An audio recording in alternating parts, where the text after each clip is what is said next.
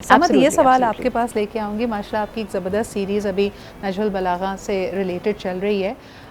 क्या एडवाइस देते हैं इमाम अली हमें इमोशनल रेगुलेशन के हवाले से? इंसान है, फितरी अमल है, जज्बाती भी होगा, जज्बात की कभी पीक होती है, गुस्से पे हाई पीक इमोशन पे कंट्रोल कैसे मेंटेन किया जाए? हमने ना वर्ड पेशेंस बहुत हम यूज़ करते हैं, सब्र करें भाई, बहुत के एडवांटेजेस हैं, लेकिन human mind works on reasons. मुझे बहुत गुस्सा आता है बहुत सी जगहों पर, but I love this quote by Imam Ali. वो कहते हैं सब्र वो सवारी है जिसके सवार कभी गिरा नहीं करते, ना ही किसी के कदमों में, ना ही किसी की नज़रों में।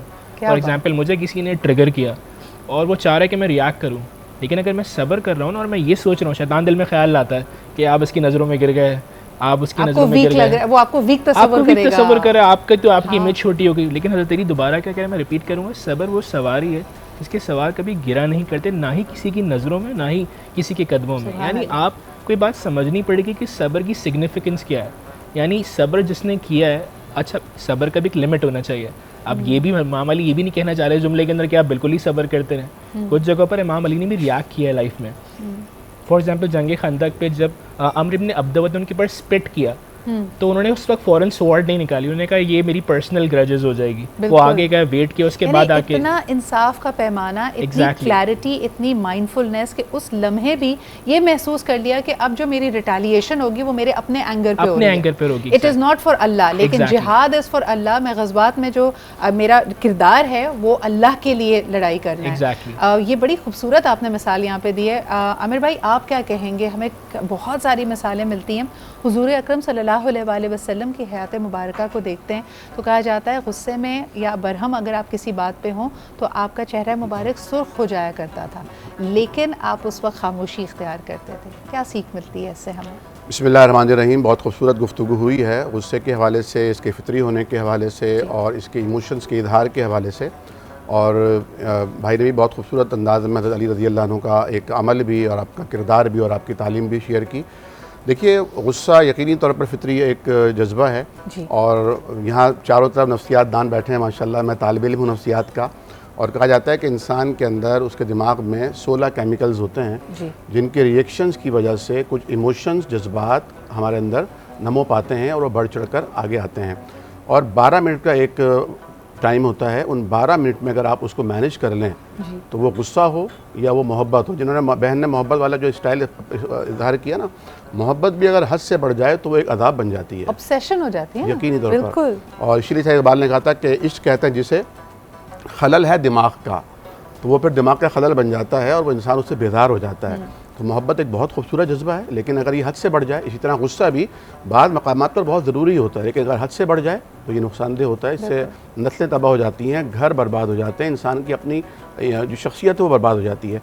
हुजूर करीम सल्लल्लाहु अलैहि वसल्लम को जब गुस्सा आता तो सहाबा कराम पहचान जाते, जैसा कि आपने फरमाया कि उनका चेहरा तमतमा उठता और गुस्से से सुर्ख हो जाता और सहाबा सहम जाते, लेकिन आप अपनी ज़बान से कभी कुछ ना फरमाते।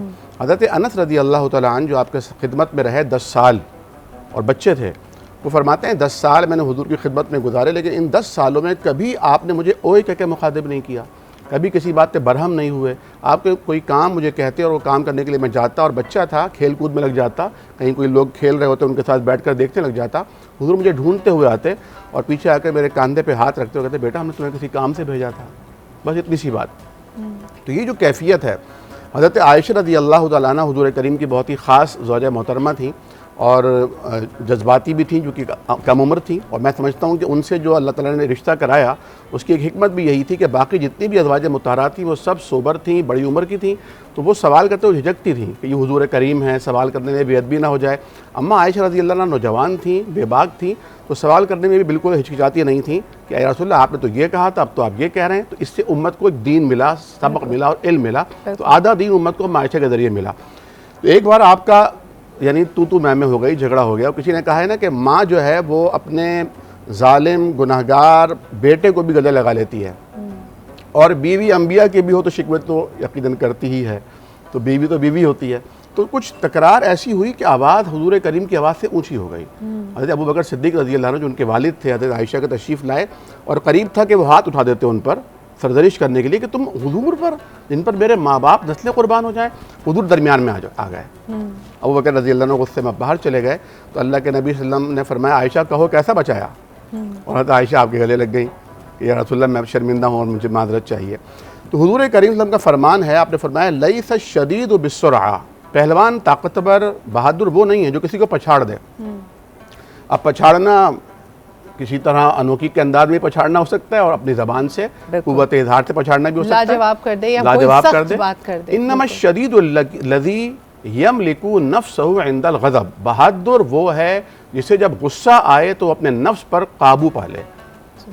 तो वही मर्द मैदान है जिसे तहम्मुल आ जाए, चाहे वो पैसा कमाने की जुस्तजू हो, चाहे वो दुनिया कमाने की जुस्तजू हो, चाहे दीन कमाने की जुस्तजू हो। एतदाल असल में इंसानी नफ्सियात का वो बेहतरीन और बुनियादी जौहर है जो इंसान को हैवानों से मुमताज़ कर देता है। और जो शख्स इस तरह का अपने ऊपर कंट्रोल ना रख सके, जो अपने आप को इमोशनली रेगुलेट ना कर पा रहा हो और उसमें ब्लेम करे, आमतौर पे आप देखेंगे कि जो लोग इस तरह एक्सप्लोड होते हैं वो अपने ऊपर जिम्मेदारी नहीं लेते, वो हालात को, वाक़यात को या अगले बंदे के किरदार को इसके अंदर घसीट के लेकर आते हैं। एक जुमला आपकी इजाज़त से कहूँ अगर इसी हवाले से, देखें हमारा हाल ये है कि हमने अपना रिमोट कंट्रोल लोगों के हाथों में दिया हुआ है, हालात के हाथों में दिया हुआ है। हालांकि अल्लाह ने हमें हमारे आज़ा का, हवास का हमारे हवाले किए तो हम उनके ऊपर कंट्रोल रख सकते हैं। जहाँ आपने रोज़े की बात की थी, जब रोज़े में हम खाना पीना छोड़ सकते हैं, आराम छोड़ सकते हैं, तो अपने गुस्से पर भी काबू कर सकते हैं। और हदीस शरीफ में आता है कि जब तुम्हारा झगड़ा हो जाए तो तुम ये कह कर झगड़े से एराज करो, इग्नोर करो झगड़े को कि इन्नी साइमुन, भाई मेरा रोज़ा है, मैं नहीं लड़ सकता। और आज हमारा हाल क्या है कि हम लड़ते इसलिए हैं कि हमारा रोज़ा है, तुम्हें पता नहीं मेरा रोज़ा है।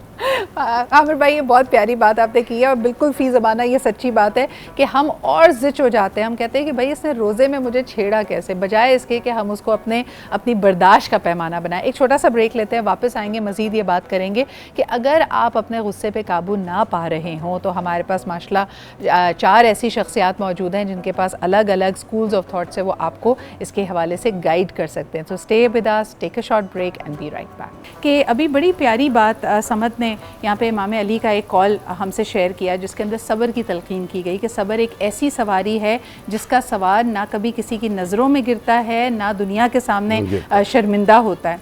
तो मुझे बताएं, सब्र इतना अहम है तो इसको याद कैसे रखें जब हम गुस्से की हालत में हों?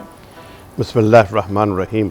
सब्र की तो बड़ी अहमियत आई है और कुरान मजीद में परवरदिगार आलम ने सब्र करने वालों को, जन्नत में जाने वालों से पूछा तो उनकी एक खूबी जो थी वो सब्र करना थी कि सब्र के बदले में मिला। याद करने का असल में ये है कि थोड़ा सा तो हमारे कुछ माशरती मसाइल भी हमारे गुस्से का सबब बनते हैं, फ्रस्ट्रेशन भी लोगों का होता है, लेकिन इसके लिए 3 चीज़ें हैं जो बताई गई हैं। एक तो ये कि आप एक गिलास पानी पी लें घूट घूट करके, ठीक है। दूसरे ये कि आप जिस जगह खड़े हैं वो जगह छोड़ दें, वो पोजीशन छोड़ दें। सही।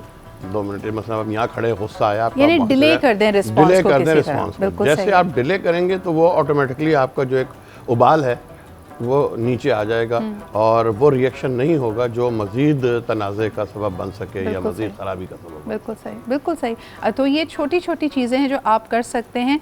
समझ, अगर ये सवाल आपके पास लेके आऊँ कि आम तौर पे हमें गुस्सा अपने से कमज़ोर पे ही आता है, हमसे जो ज़्यादा ताकतवर है वहाँ हमें ये सब बातें याद रहती हैं कि गुस्से को पी जाना है, तहम्मुल का इजहार करना है, स्ट्रेटेजिक रहना है, डिप्लोमेटिक रहना है।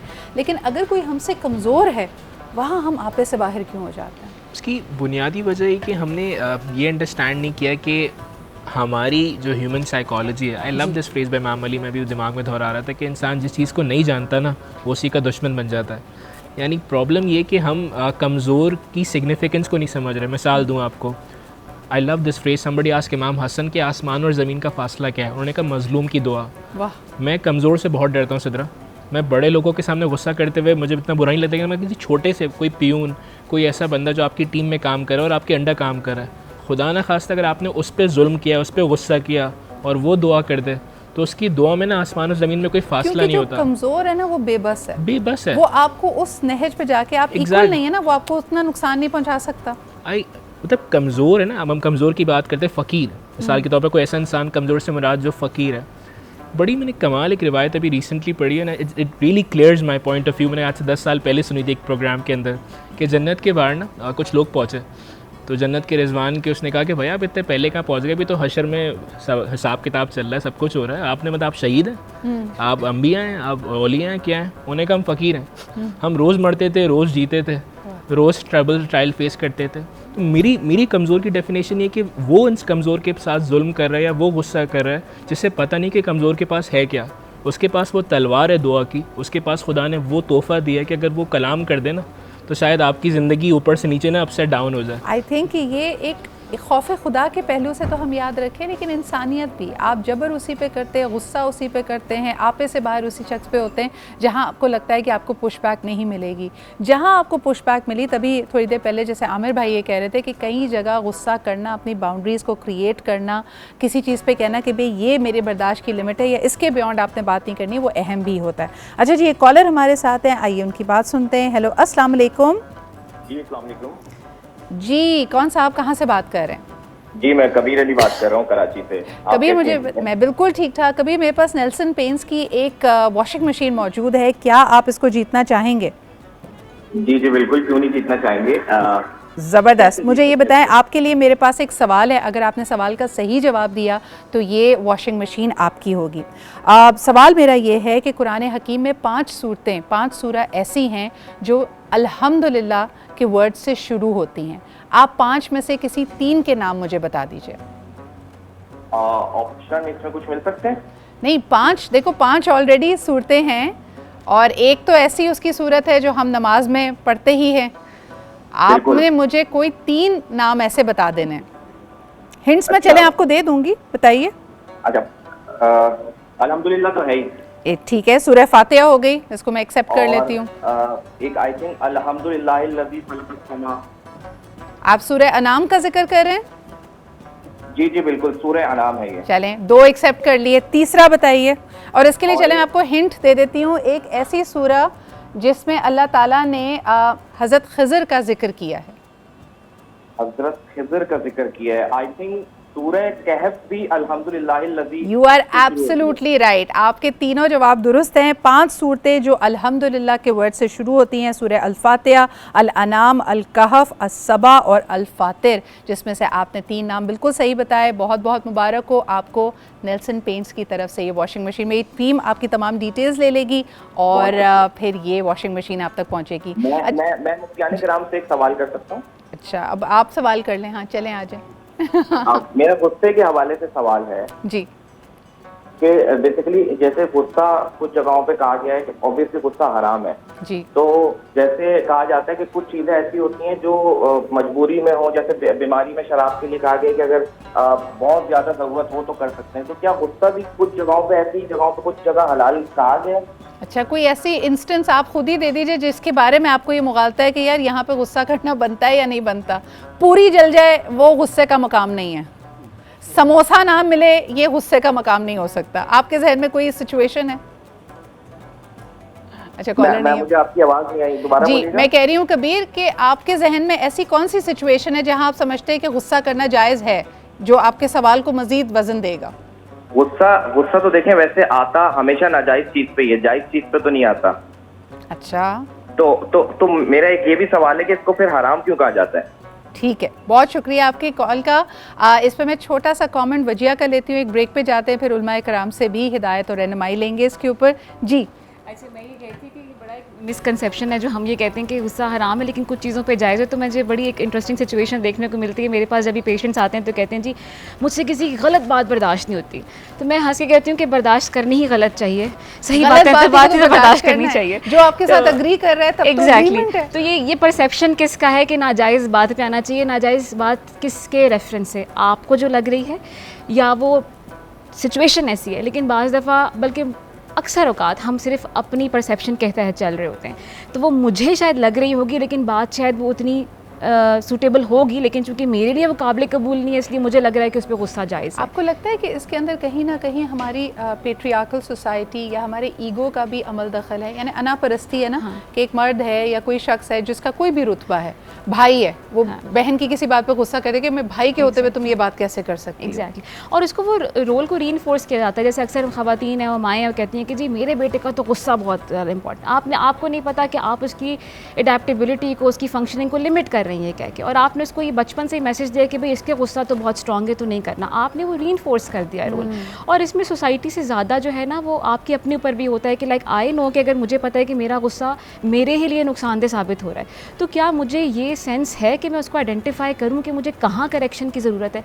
लेकिन सोसाइटी उस करेक्शन को प्रमोट भी नहीं करती है। अगर तुमने अपना गुस्सा छोड़ा तो तुम्हारा रोब नहीं रहेगा, बीवी दब के नहीं रहेगी। लेकिन फिर इस रोब को कायम करने के चक्कर में हम देखते हैं कि अक्सर लोग ज़िंदगी में बिल्कुल अकेले रह जाते हैं। जो लोग एंग्री यंग मैन कहलाते हैं वो फिर आगे जाके मुझे लगता है ग्लम्पी ओल्ड मैन हो जाते हैं। यानी ये बड़ा इंपॉर्टेंट है आमिर भाई, जिसको हम सारी ज़िंदगी उसका रोब बना रहे थे कि मेरे बेटे को तो बड़ा गुस्सा आता है, एंड में वो बेचारा अकेला होता है, उसकी बीवी उससे दूर, उसके बच्चे उसके करीब आना नहीं चाहते। तो ये तो बहुत बड़ी कीमत है जो अदा करनी पड़ती है। यकीनन रहनुमाई करें, अभी ब्रेक नहीं ले सकते, नहीं जा रहे, उन्होंने मना कर दिया, उन्होंने कहा बातें इतनी खूबसूरत हो रही हैं, आगे कंटिन्यू करें। आपने बहुत अच्छी बात की है कि रवैये तनहा कर देते हैं, और ये रवैये ही हैं जो गैरों को गर्विदा कर देते हैं जी। नबी करीम सल्लल्लाहु अलैहि वसल्लम से एक वाक़या ऐसा पेश आया कि आप बाज़ार में तशरीफ़ ले जा रहे थे, तो आपने देखा कि एक शख्स है जो अपने ग़ुलाम को मार रहा है। और ये बात याद रखने की कि उस वक्त जो ग़ुलाम होते थे वो आजकल के खादिम में नौकर नहीं होते थे, सर्वेंट नहीं होते थे, या मातहत नहीं होते थे, बल्कि वो सर से लेकर पैर तक ख़रीदे हुए होते थे। कोई नुकसान कर दिया, कोई बहुत बड़ा कारोबारी लॉस हुआ है, उसे मार रहा है भरे बाज़ार में। हुजूर तशरीफ़ लाए और पीछे से आवाज़ लगाई, या अब्दुल्ला। तो उसने समझा पता नहीं कौन आवाज़ लगा रहा है। तो जब उसने तवज्जो दी तो वो हुजूर करीम थे, तो कोड़ा उसके हाथ से गिर गया। आपने फरमाया कि अल्लाह तुम पर इससे ज़्यादा इख्तियार रखता है। तुम दिन भर में अल्लाह को कितना खुश करते हो और कितना नाराज़ करते हो, ये गुस्सा करने वाले सोचते नहीं हैं। अल्लाह गुस्सा आता कैसे है, नंबर 1। नंबर 2 ये कि आपने सख्ती से ताकीद फरमाई, अपने ग़ुलामों को मारो नहीं, अपने ग़ुलामों पर इतना बोझ न डालो जो उनसे उठाया ना जा सके। अगर इतना बोझ हो तो खुद भी उनके साथ ताउन करो। जो खुद खाओ उसी मयार का उन्हें खिलाओ, जो खुद पहनो उसी मयार का उन्हें पहनाओ। फिर आपने एक सहाबी हुजूर की खिदमत में हाजिर होते हैं और कहते हैं, या रसूल अल्लाह, कम नाअफू अनिल खादिम, मैं दिन भर में अपने खादिम से कितनी बार दरगुजर करूँ, कितनी बार मुआफ़ करूँ, कब सरदनिश करूँ। आप फरमाते हैं, फ़ी कुल्लि यौमिन 70 मर्रा, एक दिन में 70 मरतबा। अगर एक दिन में हम में से हर एक 70 मरतबा लोगों की गलतियों को इग्नोर करेगा, नज़रअंदाज करेगा, मुआफ़ करेगा, और दिल दिमाग में जज्बा ये होगा कि परवरदिगार मैं आपकी कितनी नाफरमानी करता हूँ, आप भी मुझसे दरगुजर कर दीजिए, आप भी मुझे माफ़ कर दीजिए, तो गुस्सा आएगा ही नहीं इंशाअल्लाह। सुभान अल्लाह। आमिर भाई एक छोटा सा सवाल, जैसे हमारे कॉलर ने भी कहा कि फिर गुस्सा हराम क्यों है, गुस्से के ख़िलाफ़ यानी गुस्से को काबू में रखने की इतनी तलक़ीन की गई है। लेकिन अगर मैं रमज़ान मुबारक के हवाले से एक आपसे सवाल करूँ कि वो खातून खाना जिनको अपने शौहर की नाराज़गी या गुस्से का, बरहमी का रिस्क हो कि भाई ये नाराज़ हो जाएंगे, उसको यहाँ तक छूट दी गई है कि वो इफ्तारी बनाते हुए रोज़े की हालत में चख ले नमक वगैरह, ये तो एक तरह से ऐसी बात नहीं है कि फिर उसका गुस्सा जायज़ है। इतना इख्तियार शौहर का है या हस्बैंड का है कि उसके गुस्से में अल्लाह ताला के लिए रखे हुए रोज़े में भी गुंजाइश पैदा की गई है। देखिए, इस्लाम ने इफ़हाम व तफ़हीम में दर्ज दिया है। हुजूर करीम तशरीफ़ ले जा रहे थे, एक शख्स आया और आपकी चादर जो आपके गले में पड़ी हुई थी उसे ज़ोर से खींचा, इतनी ज़ोर से खींचा कि आपके गुलूए अथर पर निशान उभरा है। सहाबे कराम गैज़ व गज़ब में हो गए, या रसूल अल्लाह हमें हुक्म दीजिए हम इसको सरदनिश करें जी। मैं कहा नहीं, क्यों, क्या हुआ भाई, क्या मसला है। वो बद्दू था देहाती, उसने कहा इतना सारा आपके पास माल है, इतनी बकरियाँ मुझे क्यों नहीं देते। सही। आप मुस्कुराए, कहा जाओ ये सारी बकरियाँ तुम्हारी हैं। सही, सारी बकरियाँ तुम्हारी हैं। गुस्सा हराम कहते हैं, लेकिन वाहिद हराम इसे पीने की इजाज़त है। अच्छा। और इसके पीने पर सवाब मिलता है। हुजूर करीम सल्लल्लाहु अलैहि वसल्लम का एक इरशाद गिरामी याद है कि जो अपने गुस्से को नाफिज करने पर इख्तियार रखता हो जी, इसके बावजूद वो अपने गुस्से पर कंट्रोल कर ले, तो अल्लाह ताला तमाम मखलूक़ात के सामने रोज़े माशर उसे इख्तियार देगा जिस हूर में से चाहे अपनी हूर का इंतखाब कर ले। जहाँ तक ये सवाल है कि एक बीवी को इजाज़त क्यों दी, हाँ। मजबूरन। अब एक शख्स को कहा गुस्सा ना करो, लेकिन वो गुस्सा कर रहा है, तो अब उसका इलाज, तो खुद ही गुस्सा बहुत आता है। अब उसका इलाज क्या है, उसका इलाज क्या है, उसका इलाज ये है कि इफ़हाम व तफ़हीम के लिए कि अगर कहीं सैलाब आ रहा है तो कहीं से बंद तोड़ा जाएगा ताकि वो ज़्यादा नुकसान ना पहुँचाए, तो बीवी से कहा कि तुम चख लो ताकि वो फड्डा ना हो। अच्छा, फड्डा को अवॉइड करना यहाँ पे बेसिक मसला है जी। असल में एक चीज़ मैं वाज़ेह कर दूँ, अभी सवाल भी उन्होंने यही किया था कि किस सिचुएशन में गुस्सा। देखिए, एक तो ये होता है कि एक मिस्टेक हो गई, इंसान है, गलती हो गई, कहा था भाई 4 ले आओ, वो 3 ले आया, ये सिंगल मिस्टेक एक वक्त हो गई, ह्यूमैनिटी की हर चीज़ में हो सकती है कि हो गई, उस पर गुस्सा जो है वो वाकई बिल्कुल हराम है कि आप ज़रा सी बात पे चीख उठे या ज़रा सी बात पर। एक होता है कि आप किसी शख्स को एक बात 50 दफ़ा कह चुके हैं और वो उसके इख्तियार में भी है, ये नहीं है कि वो भूल रहा है या वो नहीं है कि उसकी सलाहियत नहीं है करने की, चाहे वो मियाँ बीवी हों, चाहे वो बहन भाई हों, चाहे वो दोस्त हों, कोई भी मुलाजिम हो और मातहत, एक चीज़ को आपने 50 दफ़ा कहा कि साहब ये नहीं करना, ये नहीं करना, और उसके इख्तियार में है और वो वही करे, तो फिर जो आपका गुस्सा आता है ना, वो है फितरी गुस्सा। लेकिन विद ऑल ड्यू रिस्पेक्ट ज़ोहिर भाई, इसमें भी तो हो सकता है जो आपकी मांग है, बेशक वो अगले बंदे के इख्तियार में, आपको अगेन अज़दवाजी ज़िंदगी के सिचुएशन से समझाने की कोशिश करते हैं कि अगर एक शौहर ने पाबंदी लगाई हुई है बीवी के ऊपर कि तुमने मैके नहीं जाना, और चलें ठीक है उसके इख्तियार में भी है, वो समझ भी चुकी है कि मेरे शौहर का मिजाज ऐसा है, लेकिन वक्तन व वक्तन कभी अपने बहन भाइयों से मिलने, कभी वालिदैन से मिलने जाना ही पड़ा और वो बरस पड़े, वो एक्सप्लोड कर जाए, तो क्या ऐसी सिचुएशन में गुस्सा जायज़ होगा? नहीं, ये देखिए ना, मैंने जो सिचुएशन बताई और वो आप फर्ज समझे, ये फिर वही आ गई वंस इन अ वाइल, 10 दफ़ा नहीं गई, तो वंस इन अ वाइल जाएं, ये कह रहे हैं आप। वंस इन अ वाइल एक दफ़ा जाने की इजाज़त है, ज़्यादा मत जाएगा। नहीं, मतलब ये कि ज़रूरत पड़ जाती है या जाना पड़ जाता है। हाँ। मैं ऐसे मसाइल की बात कर रहा हूँ कि घर में मियाँ बीवी के ही मसाइल में कि बीवी से कहा कि भाई ये चीज़ यहाँ नहीं रखी जाए, मसलन मिसाल के तौर पर, अब दूसरे दिन फिर रखी हुई है, भाई कहा था यार ये यहाँ नहीं रखे आप, तीसरे दिन फिर वहीं रखी हुई है। अब जब 7 दिन 8 दिन हो जाए तो फिर आदमी को जो गुस्सा आता है वो फितरी होता है, ये इख्तियार की बात है, फिर तो आदि हो जाना चाहिए। हाँ, फिर आदि हो जाना चाहिए, या खुद उठा के उसको किधर भी रखना है उधर रख लेना चाहिए। अच्छा, एक जुमला अर्ज करूंगा, मैंने पहले भी गुजारिश की थी कि CBT के हवाले से बात कीजिएगा। हाँ। मैं लोगों को ये ज़रूर नसीहत करूंगा, जिसको ज़्यादा गुस्सा आता है और वो गुस्से पर कंट्रोल नहीं कर पाता, वो नफ्सियाती माहिरीन से रब्ता करें। बिल्कुल सही, अपनी तरबियत कराएं। बहुत बहुत शुक्रिया आमिर भाई, वक्त सारा का सारा खत्म हो चुका है, लेकिन it was a very interesting topic, इस पर मजीद भी बात हो सकती है। अल्लामा ज़ोहैर आबदी भाई हमारे साथ मौजूद थे, इसके अलावा आमिर भाई हमारे साथ थे, doctor Wajiha and Samad, thank you so much for being here. हमारे साथ नुमान आदिल मौजूद हैं और वक्त बिल्कुल नहीं है, लेकिन मैं इनसे दरख्वास्त करूँगी कि एक कलाम के साथ हमें रुख्सत करें। इंशाअल्लाह ताला कल 1 बजे आपसे दोबारा मुलाकात होगी, अपना ख्याल रखें, खुदा हाफिज़।